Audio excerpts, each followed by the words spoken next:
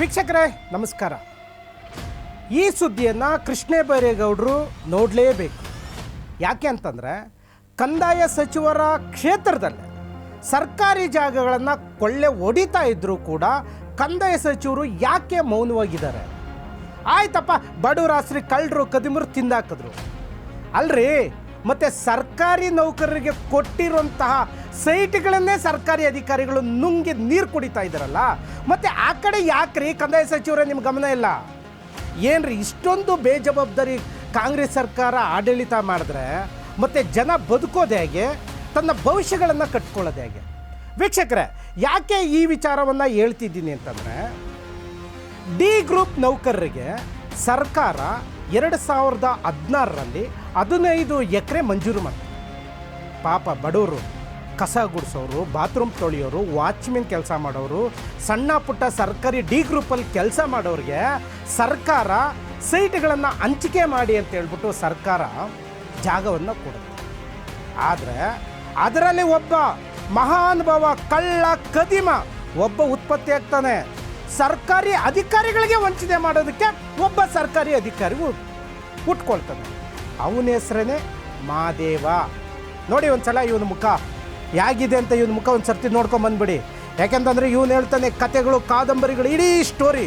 ಆದರೆ ಇಂಥ ಅವಿವೇಕಿ ಅಧಿಕಾರಿ ಸುಮಾರು 416 ಸೈಟ್ಗಳಿಗೆ, ಬಡವರ ಸೈಟ್ಗಳಿಗೆ, ಬಡ ನೌಕರ ಸೈಟ್ಗಳಿಗೆ ಬೆಂಕಿ ಹಚ್ಚಿರೋ ಅಂಥ ಕದಿಮ ಇವನು. ಒಂದು ಸರ್ತಿ ನೋಡ್ಕೊಂಬಂದ್ಬಿಡಿ. ವೀಕ್ಷಕರೇ, ನೋಡಿದ್ರಲ್ಲ ಈ ಕಳ್ಳನ್ನ, ಇವನು ಮಾಡಿದ್ದೇನು ಅಂತಂದರೆ ಸುಮಾರು 416 ಸೈಟ್ಗಳನ್ನು ಬಡವರಿಗೆ, ಅಂದರೆ ಡಿ ಗ್ರೂಪ್ ನೌಕರರಿಗೆ, ವಾಚ್ಮೆನ್ ಕೆಲಸ ಮಾಡೋರು, ಬಾತ್ರೂಮ್ ತೊಳೆಯೋರು, ಕಸ ಗುಡಿಸೋರು ರೀ, ಅಂಥವ್ರಿಗೆ ಸೈಟ್ಗಳು ಕೊಡಬೇಕು ಅಂತ ಸರ್ಕಾರ ಕೊಡುತ್ತೆ. ಆಗ ಅಲ್ಲಿ ಒಂದು ಸಂಘಟನೆ ಇರುತ್ತೆ, ಡಿ ಗ್ರೂಪ್ ನೌಕರರದ್ದು ಒಂದು ಸಂಘಟನೆ. ಆ ಸಂಘಟನೆಗೆ ಇವನೊಬ್ಬ ಅಧ್ಯಕ್ಷ ಆಗ್ತಾನೆ. ಈ ಅವಿವೇಕಿ ಮುಖ ನೋಡಿದ್ರಲ್ಲ, ಇವನು ಸಂಘಟನೆಗೆ ಅಧ್ಯಕ್ಷ ಆಗ್ತಾನೆ. ಇವನು ಅಧ್ಯಕ್ಷ ಆದಮೇಲೆ ಇವನು ಯಾವ ರೀತಿ ದಾಖಲಾತಿಗಳನ್ನು ಸೃಷ್ಟಿ ಮಾಡ್ತಾನೆ, ಮತ್ತು ಅಲ್ಲಿರೋಂಥ ಬಡ ನೌಕರರಿಗೆ ಯಾವ ರೀತಿ ಮೈಂಡ್ ವಾಶ್ ಮಾಡ್ತಾನೆ ಅಂತಂದರೆ ವೀಕ್ಷಕರೇ, ಇದು ಇಡೀ ಕರ್ನಾಟಕದಲ್ಲಿ ಇರುವಂಥ ಡಿ ಗ್ರೂಪ್ ನೌಕರರು ನೋಡಲೇಬೇಕಾದಂಥ ಸುದ್ದಿ ರೀ. ಇದು AC DC ಇವರೆಲ್ಲ ಕೋಟಿಗಳು ಕೊಳ್ಳೆ ಹೊಡೆದು ಹೆಂಗೆ ಬೇಕಾದರೂ ಜೀವನ ಮಾಡ್ತಾರೆ. ಪಾಪ ಕಸ ಗುಡಿಸಿ ಜೀವನ ಮಾಡೋರಿಗೆ ಯಾರೀ ಕೊಡ್ತಾರೆ ದುಡ್ಡುಗಳನ್ನು? ಎಲ್ರಿ ಓಡ್ತಾರೆ ಅವರು ಕೊಳ್ಳೆ ಹೊಡೆಯೋಕ್ಕೆ? ಅಂಥ ಅಮಾಯಕರ ಸೈಟ್ಗಳು ಕದ್ಬಿಟ್ನಲ್ಲ ಇವನು ಮಾದೇವ. ಈಗ 416 ಸೈಟ್ಗಳನ್ನು ಬಡವರಿಗೆ ಹಂಚಿಕೆ ಮಾಡಿ ಅಂತೇಳಿ ಸುಮಾರು 15 ಎಕರೆಯಷ್ಟು ಜಾಗವನ್ನು ಸರ್ಕಾರ ಕೊಡುತ್ತೆ. 15 ಎಕರೆಯಲ್ಲಿ ಒಟ್ಟು 416 ಸೈಟ್ಗಳನ್ನು ವಿಂಗಡಣೆ ಆಗುತ್ತೆ. ಅದರಲ್ಲಿ ಡಿ ಗ್ರೂಪ್ ಜನ ಯಾರ್ಯಾರಿದಾರಲ್ಲ ಅವ್ರನ್ನ ಎಲ್ಲರನ್ನೂ ಒಟ್ಟುಗೂಡಿಸ್ತಾನೆ ಈ ಅವಿವೇಕಿ. ಈಗ ಡಿ ಗ್ರೂಪಿಂದ ಸೈಟ್ಗಳನ್ನು ಪಡಿಬೇಕು ಅಂದರೆ ಅಮೌಂಟನ್ನು ಗೌರ್ಮೆಂಟ್ಗೆ ಇಷ್ಟು ಶುಲ್ಕ ಅಂತ ಕಟ್ಟಬೇಕು. ಆದರೆ ಪಾಪ ಬಡವರಿಗೆ ಯಾರೂ ದುಡ್ಡು ಕಟ್ಟಲ್ರಿ. ಇವನೊಬ್ಬ ಮುಟ್ಟಾಳ, ಇವನಷ್ಟಿಗೆ ಇವನೇ ದುಡ್ಡು ಕಟ್ಟಿಸ್ತಾನೆ ಬ್ಯಾಂಕಿಗೆ. ಯಾಕಂದರೆ ಗೌರ್ಮೆಂಟ್ ಫೀಸ್ ಒಂದು ಸ್ವಲ್ಪ ಇರುತ್ತೆ, ಆ ಗೌರ್ಮೆಂಟ್ ಫೀಸನ್ನು ಇವನೇ ಕಟ್ಟಿಸ್ತಾನೆ. ಇವನು ಕಟ್ಟಿಸಿ ಏನು ಮಾಡ್ತಾನೆ ಗೊತ್ತಾ ಕಿಲಾಡಿ?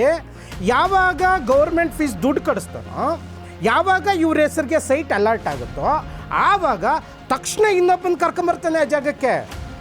ಇವನು ವೈಟ್ ಕಾಲರ್ ಭ್ರಷ್ಟ. ಇವನು ಯಾವ ರೀತಿ ಮೋಸ ಮತ್ತು ಭ್ರಷ್ಟಾಚಾರ ಮಾಡ್ತಾನೆ ಅಂತಂದರೆ, ಈ ಜನಗಳಿಗೆ ಏನು ನೌಕರರು ಇರ್ತಾರಲ್ಲ ಗೌರ್ಮೆಂಟ್ಗೆ ಫೀಸ್ ಕಟ್ಟಿಸ್ತಾನೆ. ಫೀಸ್ ಆಗಿದ್ದಾದಮೇಲೆ ಇವ್ರ ಹೆಸರಿಗೆ ಡಾಕ್ಯುಮೆಂಟ್ ಆಗುತ್ತೆ. ಡಾಕ್ಯುಮೆಂಟ್ ರಿಜಿಸ್ಟರ್ ಆಗಿದ್ದ ಕೂಡಲೇ ಇನ್ನೊಬ್ಬ ಗೂಗಲ್ರನ್ನೋ ಅಥವಾ ದುಡ್ಡಿರೋನೋ ಕಳ್ಳ ಕದಿಮರನ್ನ ಕರ್ಕೊಂಬಂದು ಪಾಪ ಈ ನೌಕರರಿಂದ ರೀ ಮತ್ತೆ GP ಮಾಡಿಸ್ಕೊಡ್ತಾನೆ. ಇದು ಯಾರಿಗೂ ಗೊತ್ತಾಗಲ್ಲ. ಪಾಪ ಇವರು ಏನೋ ನೌಕರು, ಏನೋ ನಮ್ಮ ಅಧ್ಯಕ್ಷರು ಪಾಪ ನಮಗೇನೋ ಸಪೋರ್ಟ್ ಮಾಡ್ತಾ ಇದ್ದಾರೆ, ಯಾವುದೋ ಒಂದು ಸೈಟ್ ಕೊಡ್ತಾ ಇದ್ದಾರೆ ಅಂತ ನಂಬಿಕೊಂಡು GP ಹಾಕ್ಬಿಡ್ತಾರೆ. ಈ ಕಳ್ಳ ಏನು ಮಾಡ್ತಾನೆ, GP ಹಾಕ್ಸ್ಕೊಂಡಿದ್ದು ಕೂಡಲೇ ಮತ್ತೆ 2 ವರ್ಷ ಅಷ್ಟಕ್ಕೆ ರಿಜಿಸ್ಟರ್ ಮಾಡಿಸ್ಬಿಡ್ತಾನೆ. ಅಲ್ಲಿ ಕಂಡೀಷನ್ ಇದೆ ರೀ, ಏನಕ್ಕೆ ಸರ್ಕಾರಿ ನೌಕರರಿಗೆ ಜಾಗ ಕೊಡೋದು? ಏನು ಗೌರ್ಮೆಂಟ್ ಏನು ಮಧ್ಯವರ್ತಿ ಮಾಡ್ತಾ ಇದೆಯಾ? ಈಗ ಬಡವರಿಗೆ ಪಾಪ ಮನೆ ಇಲ್ಲ, ನೌಕರಿಗೆ ಮನೆ ಕೊಡಬೇಕು ಅಂತ ಹೇಳ್ಬಿಟ್ಟು ಇವ್ರಿಗೆ ಅಲಾಟ್ಮೆಂಟ್ ಮಾಡಿಸಿದಾಗ ಈ ಕಳ್ಳ ಸಂಪೂರ್ಣವಾಗಿ GP ಮಾಡಿಸಿ ಸುಮಾರು 6 ಲಕ್ಷ, 8 ಲಕ್ಷ, 10 ಲಕ್ಷ, 15 ಲಕ್ಷಕ್ಕೆ ಮಾರಾಟ ಮಾಡ್ಕೊಂಡ್ಬಿಡ್ತಾನೆ. ವೀಕ್ಷಕರೇ, ನಿಮಗೆ ಇನ್ನೊಂದು ವಿಚಾರ ಏನು ಅಂತಂದರೆ, ಅದೇ ಸಂಘಟನೆಗೆ ಇವನೇ ಮಹಾದೇವ ಅಧ್ಯಕ್ಷ, ಜೊತೆಗೆ NOC ಕೊಡೋದು ಅವನೇ, ಅಲ್ಲಿ GPAಗೆ ಕರ್ಕೊಂಬರೋದು ಇವನೇ, ಇವ್ರ ಕಡೆಯಿಂದ GPA ರಿಜಿಸ್ಟರ್ ಮಾಡಿಸೋದು ಇವನೇ. ಈ ಎಷ್ಟು 416 ನೌಕರರಿದ್ದಾರಲ್ಲ ಪಾಪ, ಅದರಲ್ಲಿ ಅಲ್ಪ ಸ್ವಲ್ಪ ಪಾಪ ಅಲ್ಲಿ ಇಲ್ಲಿ ದುಡ್ದು ಏನೋ ಮನೆ ಕಟ್ಕೊಳ್ಳೋಣ ಅಂತ ಒದ್ದಾಡ್ತಾ ಇರೋಂಥವ್ರಿಗೆ ಪಂಗ್ನಾಮ ಆಗ್ತಾನಲ್ಲ ಈ ಮುಟ್ಟಾಳ. ಏನು ಮಾಡಬೇಕು ಹೇಳಿ? ಅಟ್ಲೀಸ್ಟ್ ಸರ್ಕಾರ ಆದರೂ ಇಂಥವ್ರನ್ನ ಎಚ್ಚೆತ್ಕೊಂಡು ಒದ್ದು ಒಳಗಡೆ ಹಾಕ್ರಯ್ಯ ಅಂತಂದ್ರು ಒದ್ದು ಒಳಗಡೆ ಹಾಕೋಲ್ಲ. ಇನ್ನೂ ಅತಿ ಹೆಚ್ಚು ಭ್ರಷ್ಟಾಚಾರ ಸುಲಿಗೆ ಆಗಲಿ ಬಿಡಿ ಅಂತ ನಮ್ಮ ಕಾಂಗ್ರೆಸ್ ಸರ್ಕಾರ ಬಿಟ್ಕೊಂಡು ಕೂತ್ಕೊಂಡ್ಬಿಟ್ಟು ಇದಕ್ಕೆ ಉತ್ತರ ಕೊಡೋರು ಯಾರೀಗ? ಅಮಾಯಕರ್ರಿ, ಬಡವ್ರಿ. ಆ ಬಡವ್ರ ಜನದ ಸೈಟನ್ನು ಕೂಡ ಕಿತ್ತು ಬೇರೆಯವ್ರಿಗೆ GPA ಮಾಡಿ ಮಾರಾಟ ಮಾಡ್ತಾನಲ್ಲ ಇವನು. ಏನು ಮಾಡಬೇಕು ಹೇಳಿ? ಇದು ಒಂದೇ ಅಲ್ಲ ವೀಕ್ಷಕರೇ, ಇವನು ಮಾಡ್ತಾ ಇರೋದು. ಇವನ ಮಕ್ಕಳಿಬ್ಬರಿದ್ದಾರೆ. ಈ ಮಕ್ಕಳಂತ ಇವನಿಗಿಂತ ಅತಿ ಹೆಚ್ಚು ಗತಿಗೆಟ್ಟಿರೋ ಮಕ್ಕಳು ಇವರೆಲ್ಲ ಭೂಮಿ ಮೇಲೆ ಏನು ಅಂತ ಬದುಕ್ತಾರೋ, ಏನು ಅಂತ ಜೀವನ ಮಾಡ್ತಾರೋ ಗೊತ್ತಿಲ್ಲ. ಇವನ ಮಗ ಒಬ್ಬ ಇದ್ದಾನೆ, ಮಂಜುನಾಥ್ M ಅಂತ.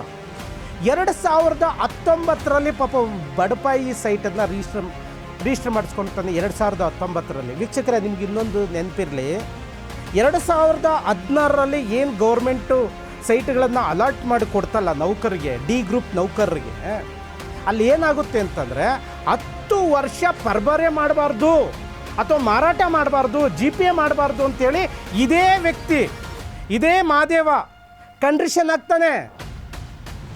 ಆದರೆ ಇವನೇ ಮಕ್ಕಳನ್ನ ಬಿಟ್ಟು ದಂಧೆ ಮಾಡಿಸ್ತಾನೆ ರೀ ಪಾಪ. ಯಾರೋ ಒಬ್ಬ ಬಡಪಾಯಿ ಹತ್ರ 2019ರಲ್ಲಿ ರಿಜಿಸ್ಟರ್ ಮಾಡಿಸ್ಕೊತಾನೆ. ಎಷ್ಟಕ್ಕೆ? 10 ಲಕ್ಷ ಚಿಲ್ಲರೆ, 10 ಲಕ್ಷ. ಈ ಸೈಟ್ಗಳನ್ನು ಬಡವ್ರಿಗೆ ಕೊಡ್ರಿ ಅಂತಂದರೆ ಮಕ್ಕಳನ್ನು ಉಡಿಸ್ಬಿಟ್ಟು ಮಕ್ಕಳನ್ನು ದಂಧೆ ಮಾಡಕ್ಕೆ ಬಿಟ್ಟಿದ್ದೀರಲ್ರಿ ಮಹಾದೇವ್ ಅವರೇ.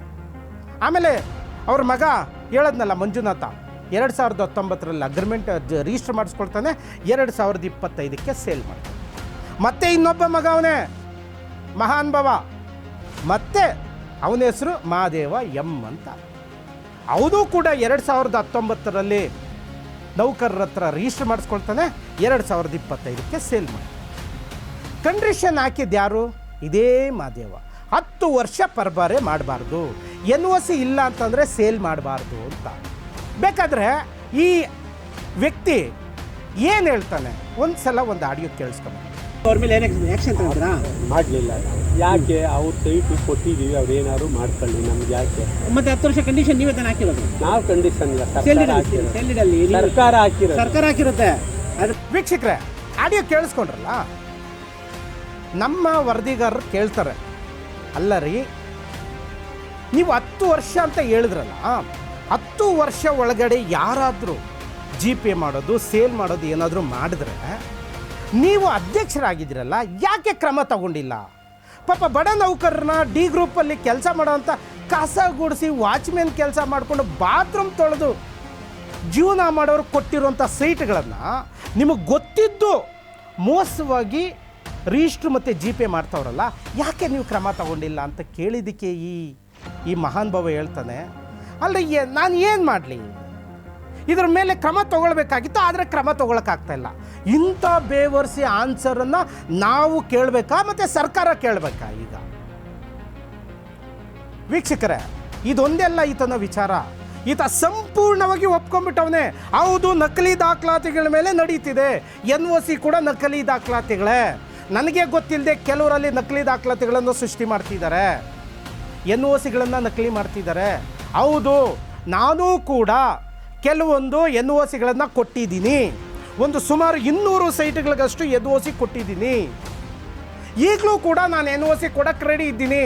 ಯಾರಾದರೂ 50,000ನೋ, ಲಕ್ಷನೋ, 2 ಲಕ್ಷನೋ ತಗೊಂಬಂದು ಕೊಟ್ಟರೆ ನಾನು ಮತ್ತೆ ಈಗಲೂ ಕೂಡ NOC ಕೊಡ್ತೀನಿ ಅನ್ನೋ ರೀತಿ ಮಾತಾಡ್ತಾ ಇದ್ದೀನಿ ಆ ವ್ಯಕ್ತಿ. ಈಗ ನಾವು ಕೇಳ್ತೀರಿ, ನೀವೇನಾದರೂ ಮತ್ತೆ ಅದೇ ಒಂದು ಸಂಘಟನೆಯಲ್ಲಿ ಏನಾದರೂ ಅಧ್ಯಕ್ಷರಾಗಿ ಈಗ ಮೂವ್ ಮಾಡಿದ್ದೀರಾ ಅಂತ. ಅಯ್ಯ ಬಿಡ್ರಿ, ನಾನು ಆಲ್ರೆಡಿ ಆ ಸಂಘಟನೆಯಲ್ಲಿ ಯಾವಾಗ ಬಿಟ್ಟು ಬಂದೋ ಈಗ ಸಂಘಟನೆ ಮೂಲೆ ಗುಂಪಲ್ಲಿ ಐತೆ. ಆ ಜಾಗದಲ್ಲಿ ಮುಸ್ಲಿಮರು ಅತಿ ಹೆಚ್ಚು ಆ ಜಾಗದಲ್ಲಿ ತುಂಬಿಕೊಂಡವ್ರೆ. ನಾನು ಇದುವರೆಗೂ ₹1 ಅದರಲ್ಲಿ ವಂಚನೆ ಮೋಸ ಮಾಡಿಲ್ಲ ಅಂತ ಇದೇ ಮಹಾನ್ ಭಾವ ಇವನ ಬಾಯಲ್ಲೇ ಬರ್ತದೆ. ಒಂದ್ಸಲಿ ಮತ್ತೊಂದು ಸರ್ತಿ ಕೇಳಬೇಕು. ನಾನು ಯಾವುದಕ್ಕೂ ಕೇರೆ ಮಾಡ್ತಿರಲಿಲ್ಲ. ಯಾಕೆ ಅಂದರೆ ಯಾವುದು ನಾವೇನು ನೆಕ್ಕೇ ಇಲ್ಲ. ಏನು ಬಿಡ್ತವ್ರು ಕೈ ನೆಕ್ತಾರೆ, ನಾನು ನೆಕ್ಕೇ ಇಲ್ಲ. ಏನಕ್ಕೆ ನಾವು ಎದುರ್ಕೋಬೇಕು?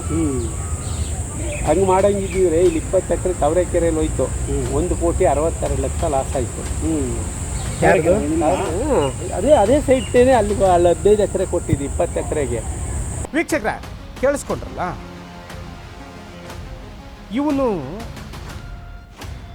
ಅಧ್ಯಕ್ಷ ಆದಮೇಲೆ ಅವನನ್ನು ನಂಬಿ 416 ಜನ ಮನೆ ಕಟ್ಕೊಂಡು ಒಂದು ಭವಿಷ್ಯವನ್ನು ರೂಪಿಸ್ಕೊಳ್ತೀನಿ ಅಂತ ಅಂದ್ಕೊಂಡು ಎಷ್ಟೋ ಜನ ಖುಷಿಯಾಗಿದ್ದರು ರೀ, ತುಂಬ ಜನ ಖುಷಿಯಾಗಿದ್ದರು. ಆದರೆ ಇವನು ಇಬ್ಬರು ಮಕ್ಕಳನ್ನು ಮುಂದೆ ಬಿಟ್ಟು ಸುಮಾರು ಸೈಟ್ಗಳಿಗೆ ಜಿ ಪೇಗಳು ಮಾಡಿಸೋನೆ, ಸುಮಾರು ಸೈಟ್ಗಳನ್ನು ರಿಜಿಸ್ಟ್ರ್ ಕೂಡ ಮಾಡಿಸ್ಕೊಂಡವನೆ, ಸುಮಾರು ಸೈಟ್ಗಳನ್ನು ಈಗಲೂ ಕೂಡ ಮಾರ್ಕೆಟಿಂಗ್ ಮಾಡ್ತಾನೆ ಇದ್ದಾನೆ, ಸೇಲ್ ಮಾಡ್ತಾನೆ. 10 ವರ್ಷ ಪರ್ಬಾರೆ ಮಾಡಬಾರ್ದು ಅಂತ ಹಾಕಿರೋಂಥ ಕಂಡೀಷನ್ ಇವನೇ ಮಕ್ಕಳಿಗೇನೆ 2 ವರ್ಷಕ್ಕೆ 3 ವರ್ಷದೊಳಗಡೆಗೆ ರಿಜಿಸ್ಟ್ರ್ಗಳು ಮಾಡಿಸ್ತಾ ಇರೋದು ಇವರು. ಈಗ ಬಡವ್ರ ಮೇಲೆ ದೌರ್ಜನ್ಯ ಆಗಿರಲಿ, ಬಡವ್ರ ಆಸ್ತಿ ಆದರೂ ಏನಾದರೂ ಕಿತ್ಕೊಂಡಿದ್ರೆ ಇಮ್ಮಿಡಿಯೇಟ್ಲಿ ಓಡಿ ಬರ್ತಾರೆ ಸರ್ಕಾರಿ ಅಧಿಕಾರಿಗಳು, ಏನೋ ಇವರಪ್ಪನ ಆಸ್ತಿ ಕಿತ್ಕೊಂಡ್ರು ಅಂತ. ಆದರೆ ಈಗ ಸರ್ಕಾರಿ ನೌಕರಿಗೆ ವಂಚನೆ ಆಗಿದೆಯಲ್ಲ, ಸರ್ಕಾರಿ ನೌಕರಿಗೆ ಪಾಪ ಕಸ ಗುಡಿಸಿ ಬಾತ್ರೂಮ್ ತೊಳೆಯೋರಿಗೆ ವಂಚನೆ ಮೋಸ ಆಗಿದೆಯಲ್ಲ, ಮತ್ತು ಇದಕ್ಕೆ ನ್ಯಾಯ ಕೊಡಿಸ್ಬೇಕಾದವ್ರು ಯಾರು?